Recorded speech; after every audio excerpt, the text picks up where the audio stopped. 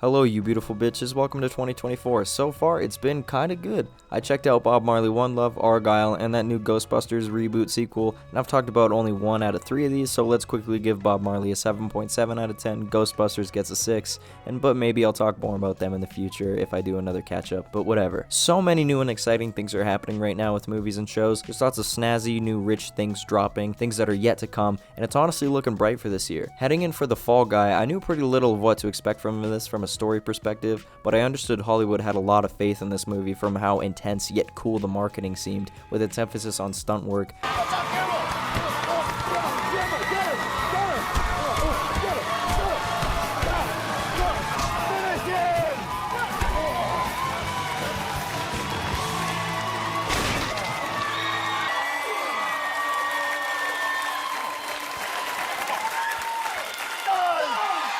Plus, with the world now fixated on his talent in Barbie, surely Gosling was to be a modern comedic hit with audiences and get butts in seats. Ultimately, though, I wanted to avoid reviews because I wanted a clean, untainted viewing with no expectations, and I'm now very happy to say I've got some good things to preach. As some of you remember, I was really pleased with 2022's Bullet Train, so it's interesting to see David Leitch's growth as a filmmaker from then until now, and I definitely noticed that this movie is playing it a little bit safer than Bullet Train, which I suppose is to be expected in a romantic action flick, but this one is certainly more mainstreamed, and I think makes for a good crowd pleaser because of that. Because I think The Fall Guy certainly hits the perfect balance between the amount of romance, action, and comedy. There were a few times where some interesting action was happening, but it would be spliced together with another scene of something maybe a little less interesting going on, and then I would start to want more of the action, but the movie then understands this because moments later the action would become more dominant over the romance or something, and vice versa. And for an action movie, they do a proper amount of setup and justification for the action sequences, which never made it feel obnoxious or too extreme. Everything is justified, and anytime the movie leaned more into the thrilling fights, it always carefully transitioned in and out of that mode for the audience, so it was never too over the top. And the action in this, my god, when I was watching it, I always had a huge smile on my face, not because this movie is a good time, but because I knew all of it was real. This movie sparingly uses CGI for anything, and when it does, it looked incredibly convincing and hardly noticeable, but really the star of this movie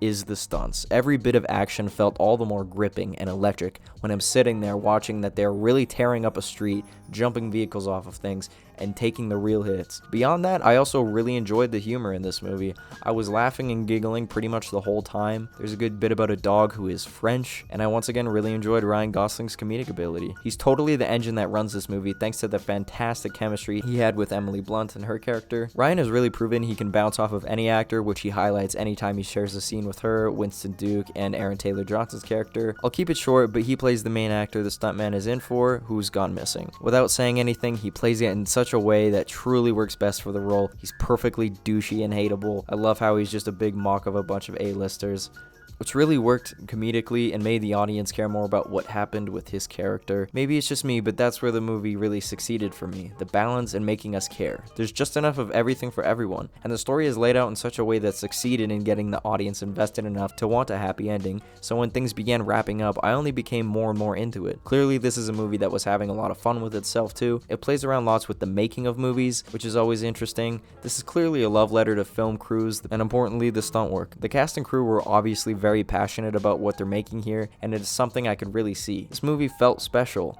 It also just happens that The Fall Guy really understood how to pull off great comedy, playful romance, and solid action. Before I go and give this one a number score, I would just like to quickly say, I think we're at a pretty important turning point in the film industry right now. Times are changing, and studios are beginning to realize that creative minds are what's clicked best and are far more important to success than a number of dull-minded executives with no creativity who are cranking out shit-for-shot movies, part of reboots, sequels, live-action adaptations, and big dumb expensive flicks that we just don't need. With the late and abundant theatrical success of movies that show a shred of originality and creativity, such as Top Gun Maverick, Barbie, and Oppenheimer, it seems like Hollywood is going to begin taking chances on more things that we need. What would largely help that is if a movie like The Fall Guy is a success, which I really hope it is, and I hope it becomes something culturally similar to those titles in its ability to bring in audiences with something creative, original, fun, and fresh. This was really an ambitious movie. There's a lot to unpack, and there's a lot to like. I had a good time, and like I've said, it's got a little something for everyone. It's a fun time. You'll probably have a good time, so you should check it out, because I'm giving it an impressive